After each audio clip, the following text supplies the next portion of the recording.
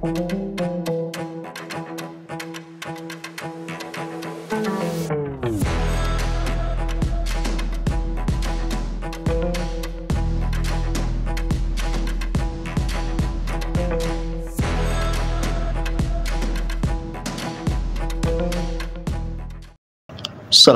warahmatullahi wabarakatuh.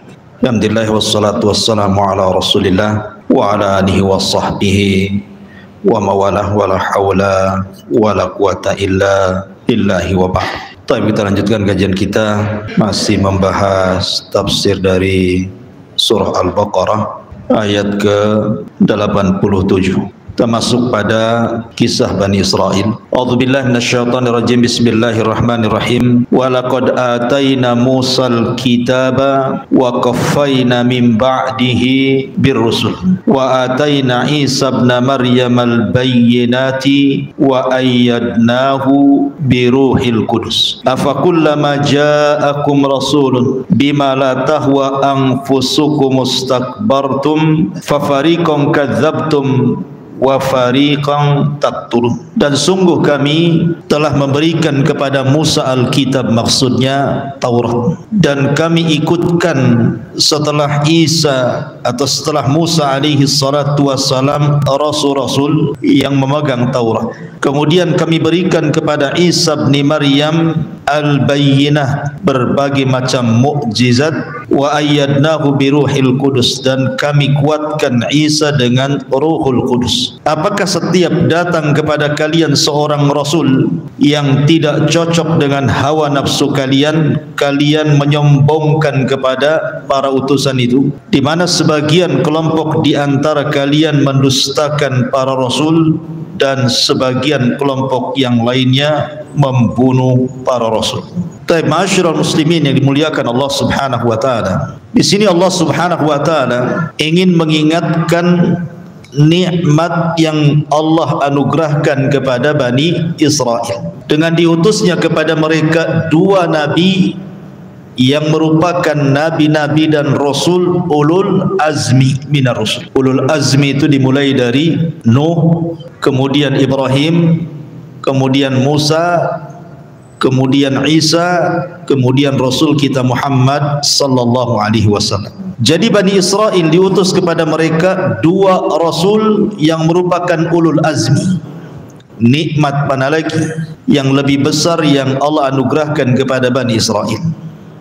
Belum lagi nabi-nabi dan rasul selain daripada ulul azmi. Ribuan nabi diutus kepada Bani Israel, tetapi nikmat dibalas kufur. Justru mereka kebanyakan mendustakan para rasul.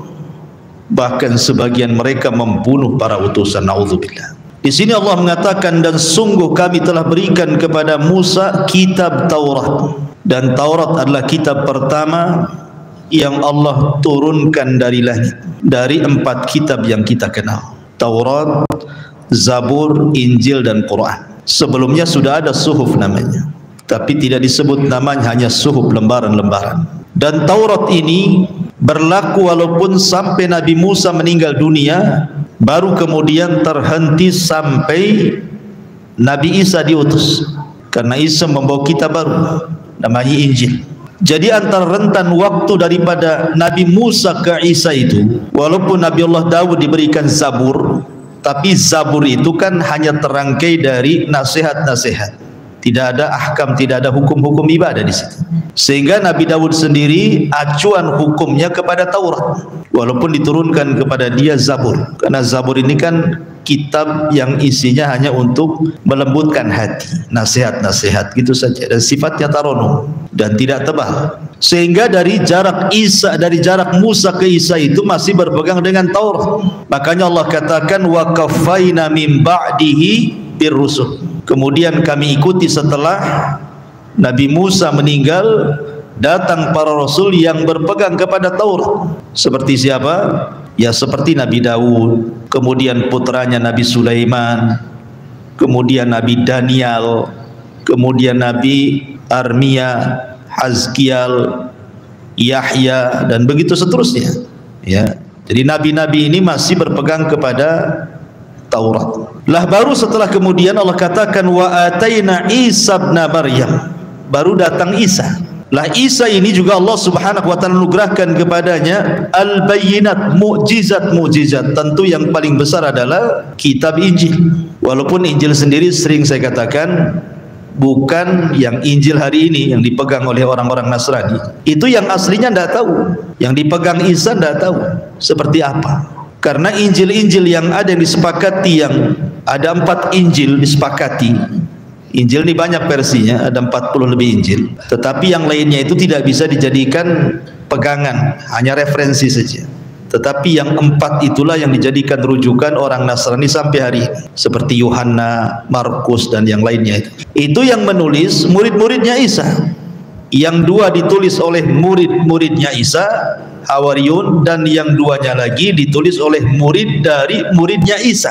Sehingga wajar kemudian satu Injil itu ada versi yang berbeda karena yang menulis 4 orang. 2 muridnya Isa, 2 murid daripada murid Isa. Mungkin bahasa Islam itu ditulis para sahabat 2 orang dan tabi'in 2 orang gitu ya. Mudahnya seperti itu. Makanya wajar kalau seandainya ada perbedaan antara satu Injil dengan Injil yang lainnya. Nah setelah kemudian Injil datang, orang menyebutnya dengan perjanjian baru. Kalau Taurat disebut perjanjian lama, dan bahasanya seperti itu.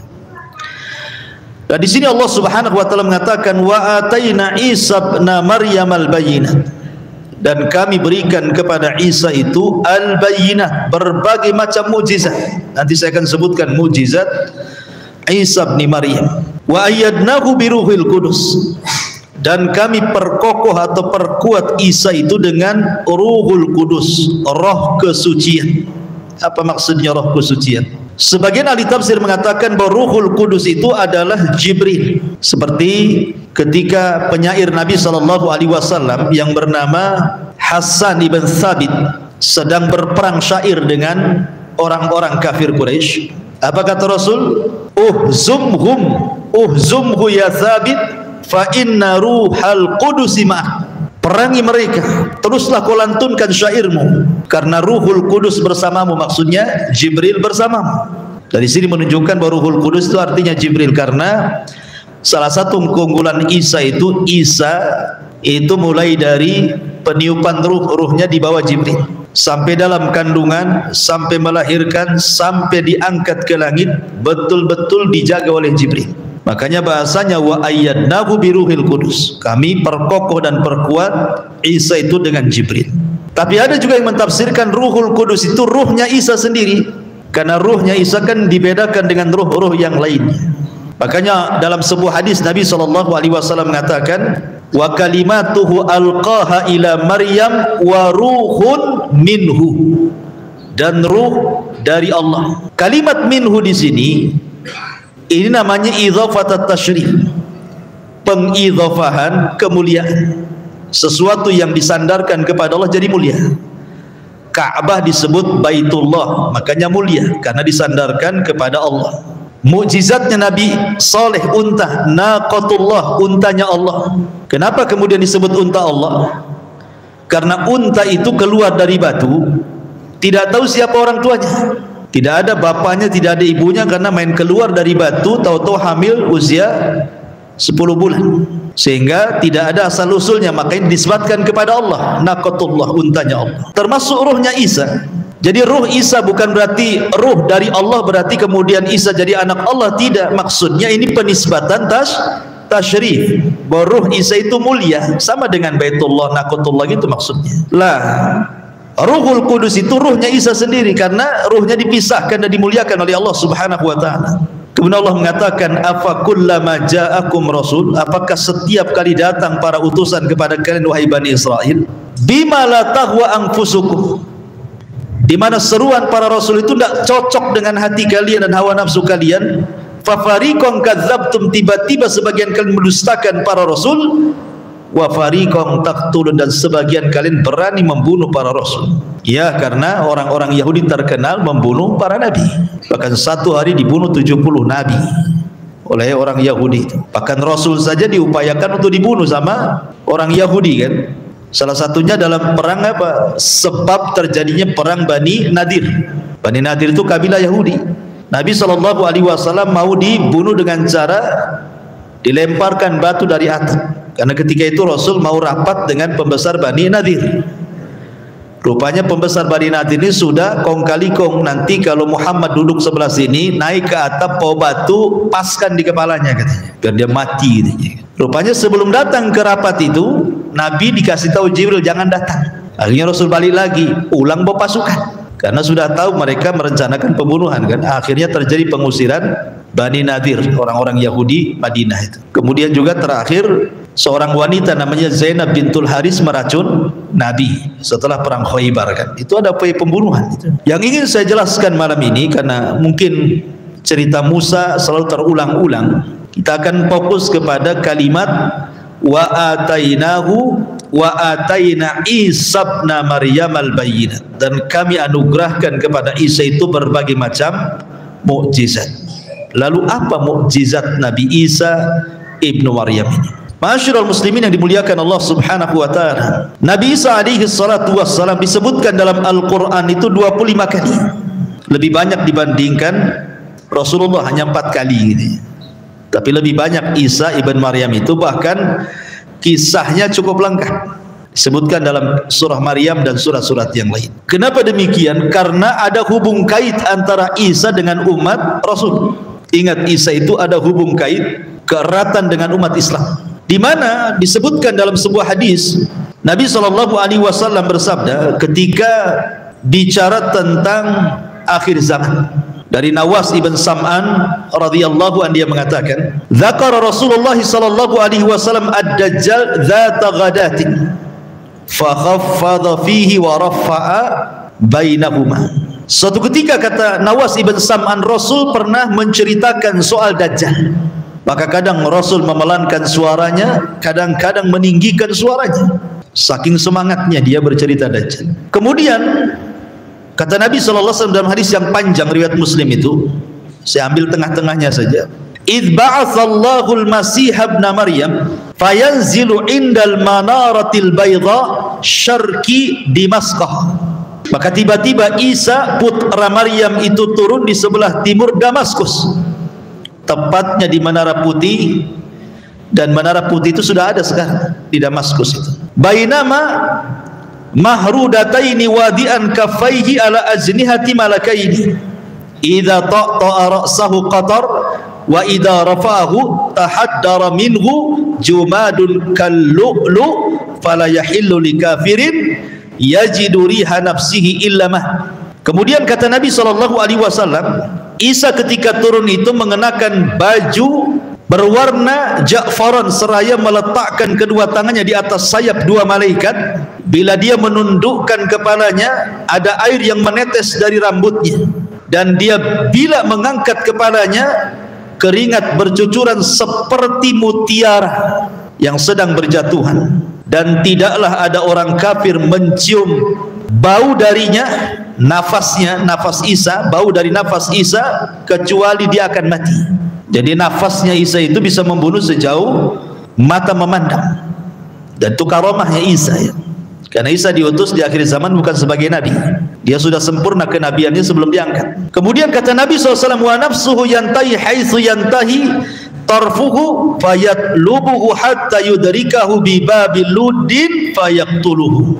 Maka orang-orang kafir akan mati dengan bau nafasnya sejauh mata memandang. Lalu Isa mencari Dajjal hingga menemuinya di sebuah kota namanya Pintu Lut, Babul Lut. Lalu kemudian Isa pun membunuh Dajjal. Kemudian setelah dia membunuh Dajjal, maka Isa akan hidup bersama kaum muslimin, menegakkan keadilan, mengajak manusia untuk masuk Islam.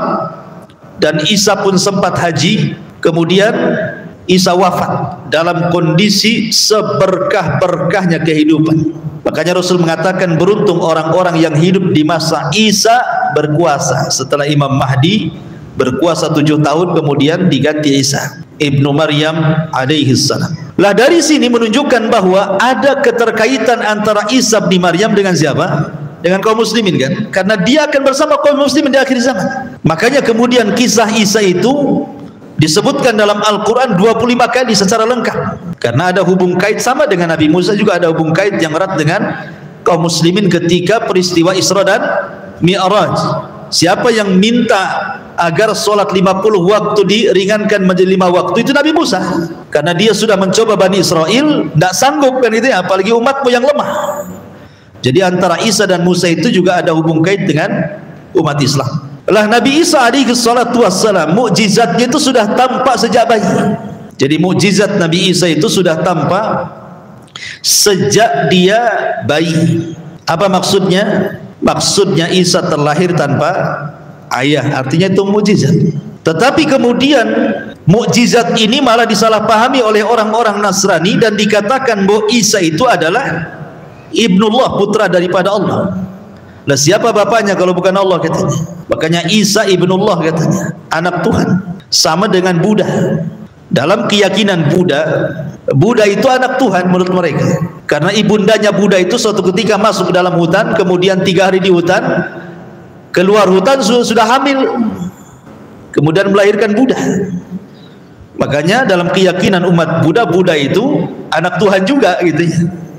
Artinya yang mengklaim bahwa manusia dia anak Tuhan kan itu bukan Nasrani pertama kali, tidak. Karena Buddha yang jauh sebelumnya sudah mengklaim. Kemudian setelah Buddha orang Yahudi mengklaim bahwa Uzair itu anak Tuhan juga kan itu. Karena alasannya Uzair itu mampu menghafal Taurat, dan kalau dia makan sudah ada makanannya. Jadi kalau dia mau makan di kamarnya sudah jahit, sudah siap makanan. Ketika ditanya itu makanan dari mana, kata Uzair dari Allah katanya. Tidak mungkin yang memberi makan kecuali seorang bapak kepada anaknya. Maka sejak itu orang-orang Yahudi mengatakan Uzair itu anak Tuhan. Lah belakangan orang Nasrani sama mengatakan hal yang sama kepada Isa bin Maryam karena terlahir tanpa seorang bapa. Makanya Allah bantah dalam Al-Quran, inna mathala Isa kamathali Adam khalaqahu min turab ila akhiril ayat. Permisalan Isa itu sama dengan Adam, sama dengan Hawa, di mana Allah sanggup menciptakan manusia tanpa ayah dan ibu, lahirlah Adam. Mampu menciptakan manusia tanpa ibu, lahirlah Hawa. Manusia lahir tanpa ayah, lahirlah Isa. Manusia ada bapak ibunya, lahirnya antum semua nih ya. Antum semua ada bapak ibunya. Masyarul muslimin yang dimuliakan Allah Azza wa Jalla, intinya bahwa mukjizat Isa sudah tampak sejak kecil. Kemudian ketika Maryam bingung nih, gimana tidak Maryam itu dianugerahkan oleh Allah ketaatan yang luar biasa, tidak pernah keluar dari mihrabnya, ruku, sujud, zikir, Masya Allah luar biasa. Tidak ada wanita seperti Maryam. Makanya wajar Rasul mengatakan Maryam itu satu di antara 4 terbaik wanita dunia setelah Asia bintu Muzahim, kemudian Khadijah, kemudian Fatimah. Karena dia fokus ibadah saja di mihrab itu. Ketika buang hajat rupanya dicegat oleh Jibril dalam bentuk laki-laki tampan. Fatamatsala lahu basyaran sawiyya. Jibril menyerupai laki-laki yang tampan sekali. Tapi Maryam wanita suci dan mengatakan, pergi engkau kalau engkau orang yang bertakwa. Ya, kalau sekarang ada gadis ketemu cowok cakep ya salaman lah, tukaran nomor dan begitu seterusnya, karena tidak pernah menjaga kehormatannya. Kata Maryam, pergi kamu, in kunta taqiyya, kalau kau orang yang bertakwa. Jibril mengatakan, tidak, aku Jibril diutus Allah li ahaba laki gulaman zakiyya, untuk aku berikan seorang anak yang suci di perutmu katanya. Diletakkan ruhnya Isa di pesaknya Maryam, masuk ke dalam rahimnya. Kata Maryam, bagaimana mungkin aku tidak pernah disentuh laki-laki tiba-tiba hamil? Begitulah kuasa Allah. Akhirnya membesar. Ibunya Yahya juga lagi hamil. Ibundanya Nabi Yahya itu lagi hamil Yahya. Sementara Maryam sedang hamil Isa, sama-sama hamil. Akhirnya kemudian istri Zakaria ini, Ummu Yahya, melihat kok beda perutnya Maryam, ditanya gitu ya. Tapi pertanyaannya pakai sindiran, mungkinkah pohon tumbuh tanpa biji katanya. Ada nggak pohon tumbuh tanpa biji? Sindiran kan maksudnya. Nggak mungkin ujung-ujung ada gitu, pasti ada bijinya lah, pasti ada laki-lakinya yang menggauli kamu gitu. Tapi Maryam wanita cerdas, Kemudian mengatakan, lalu pohon yang pertama diciptakan oleh Allah itu dari mana bijinya katanya? Kan nggak pakai biji, Allah langsung ciptakan pohon.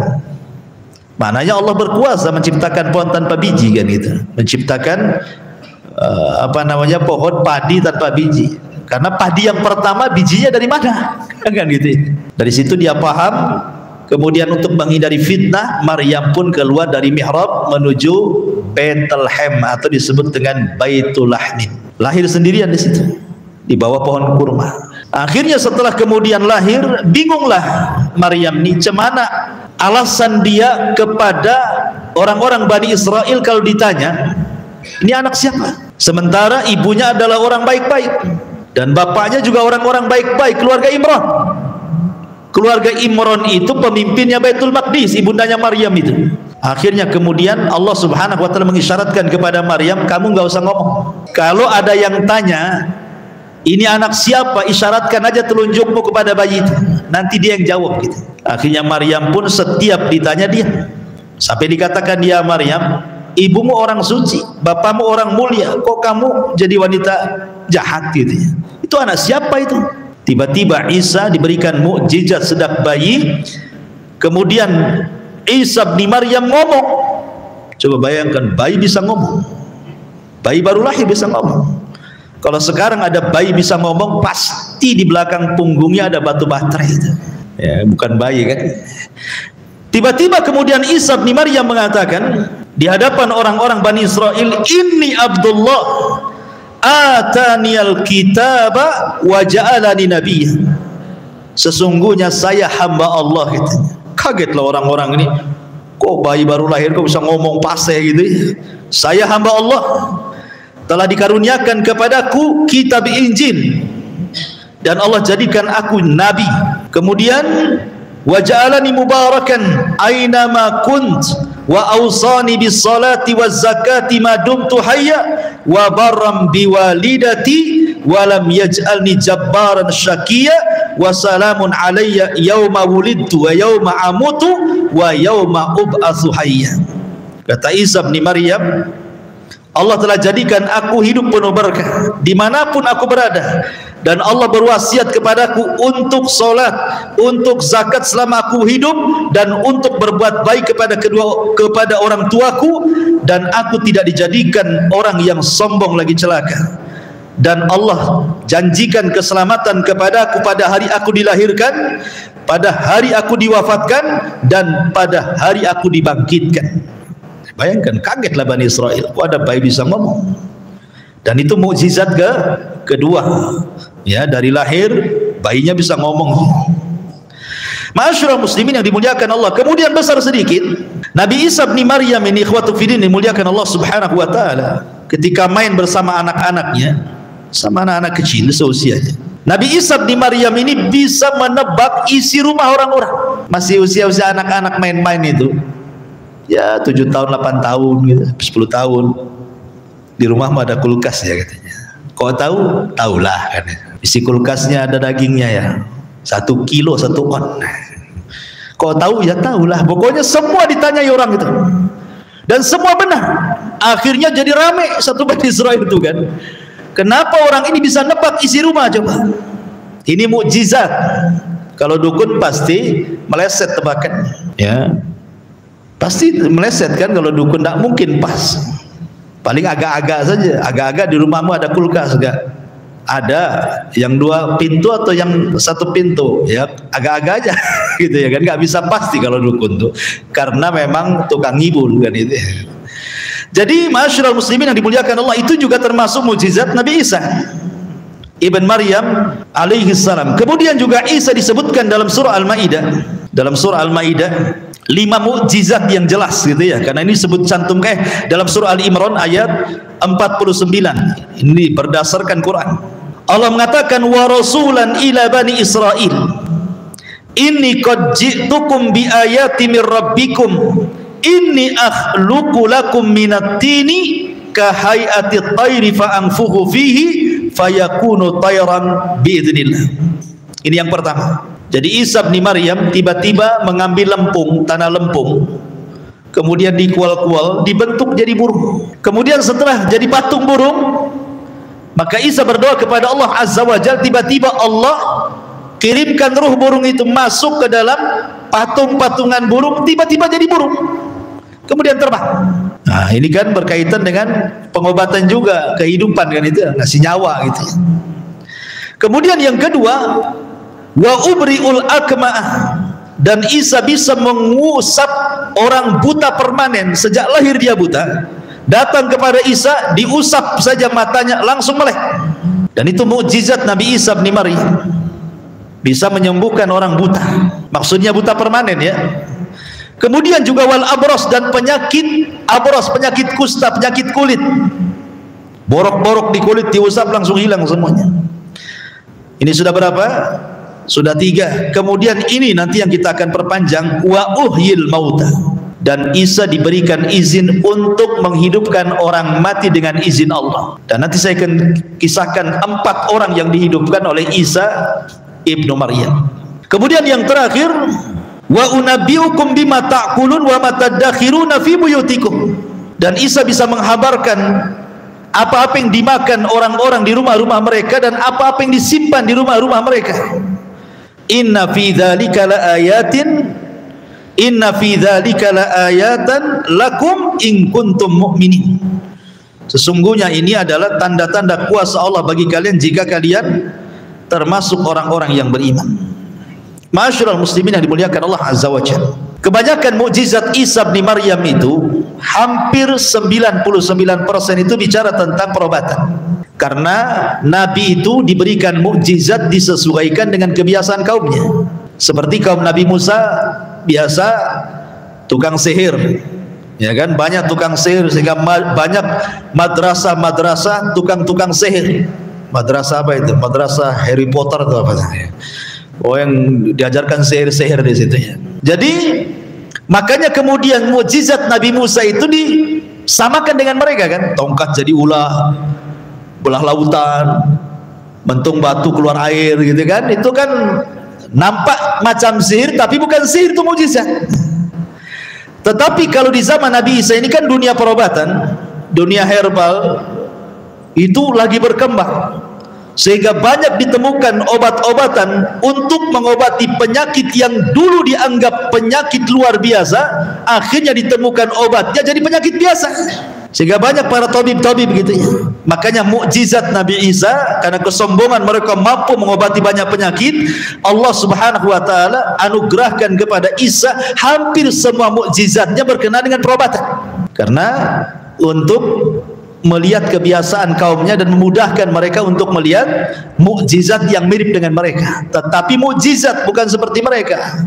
Mereka bisa menyembuhkan penyakit, tapi Isa bisa menghidupkan orang mati lagi. Ma'asyiral muslimin yang dimuliakan Allah Azza wa Jalla. Jadi la Isa bin Maryam ini dikenal mukjizatnya adalah wa uhyil mauta, menghidupkan orang mati. Abdullah ibn Abbas radhiyallahu anhuma menyebutkan 4 riwayat orang-orang yang pernah dihidupkan oleh Isa dengan izin Allah. Tapi tentu ini riwayat-riwayat Israiliyat ya, tapi masyhur gitu ya. Pertama kisah Azir namanya. Al-Azir itu kawannya Nabi Isa. Jadi Azir ini kawan dekatnya Nabi Isa bin Maryam. Ketika dia sakit parah, kemudian meninggal dunia, hari ini meninggal dunia. Jadi saudarinya itu ingin memberitahu Isa bin Maryam bahwa saudaranya meninggal. Kemudian perjalanan Isa untuk menengok takziah kepada saudaranya si Azir ini itu butuh waktu 3 hari baru sampai di rumahnya. Lah ketika sampai di rumahnya, kemudian dia sudah dikubur kan, sudah 3 hari matinya kan, sudah dikubur kan. Maka Isa kemudian datang ke kuburannya, kemudian berdoa kepada Allah Subhanahu wa taala dengan meminta Ismul Azam, dengan nama-nama Allah yang agung. Tiba-tiba belah kuburannya itu, tiba-tiba muncul kawannya Azir itu, dan itu disaksikan oleh Bani Israel, dan dia sempat hidup dan punya anak. Kemudian juga suatu ketika Isa lewat, ada kemudian jenazah yang sedang lewat, seorang anak satu-satunya dari wanita tua. Wanita tua ini sangat kehilangan anak itu, karena anak itu yang ngurus masalahnya. Teruskan aja sedikit ya. Jadi kemudian anak ini meninggal dunia, maka Isa lewat tuh. Akhirnya kemudian Isa bin Maryam mendoakan anak ini hidup lagi. dan ibunya senang dan sampai besar dan punya anak juga. Kasus yang ketiga, si Azir ini yang tadi dihidupkan tadi, punya anak, mati anaknya. Kemudian dia minta kepada Isa untuk dihidupkan. Akhirnya Isa pun dihidupkan. Tapi dengan 3 kasus ini, rupanya Bani Israel, khususnya orang-orang Yahudi itu justru kemudian menganggap bahwa ini bukan mukjizat tapi tipu-tipuan Isa. Jangan-jangan Isa sudah bekerja sama dengan orang itu. Kayak siapa, dukun siapa itu yang pura-pura dipendam, atau hidup lagi gitu. Bisa saja kan gitu ya.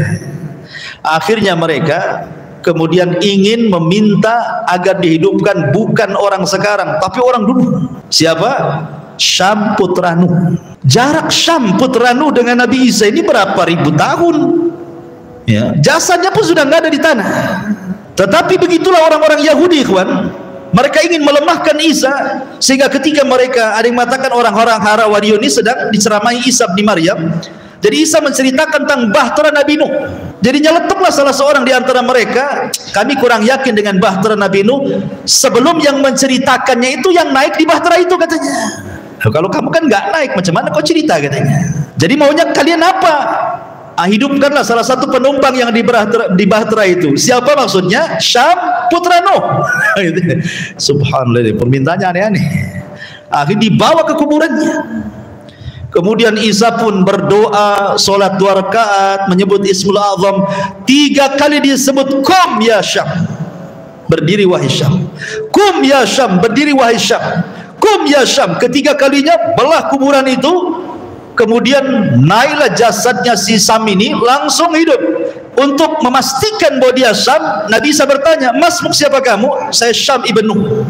Kemudian rambutnya sudah putih. Yang tadinya ketika meninggal masih hitam, putih. Kenapa? Dia sangka hari kebangkitan itu sudah datang, padahal sedang dibangkitkan bukan pada waktu hari berbangkit. Ini izin Allah gitu. Tapi saking ketakutannya rambutnya jadi putih itu Syam ibn Nuh. Sehingga akhirnya kemudian ditanya oleh Hawariyun tentang bahtera Nabi Nuh. Ya, Syam menjelaskan. Kemudian Isa memilih, apakah kau ingin tetap hidup ataukah ingin mati lagi? Dia bilang, saya ingin mati lagi, tapi syaratnya ketika aku mati jangan rasakan sakaratul maut, karena sakitnya luar biasa sakaratul maut. Akhirnya setelah menceritakan bahtera Nabi Nuh, dia meninggal lagi, masuk lagi ke liang kubur. Subhanallah ya Bani Israel, kawan. Aneh-aneh mintanya ya. Sampai akhirnya yang ketika kemudian, oh mungkin Isa ini pakarnya di mana? Di bagian perobatan, hidupin orang mati, kemudian menyembuhkan penyakit. Akhirnya mereka minta mukjizat yang nggak ada hubung kait dengan itu. Kan gila jadinya kan. Minta apa coba? Minta agar Isa itu diturunkan makanan dari langit, katanya.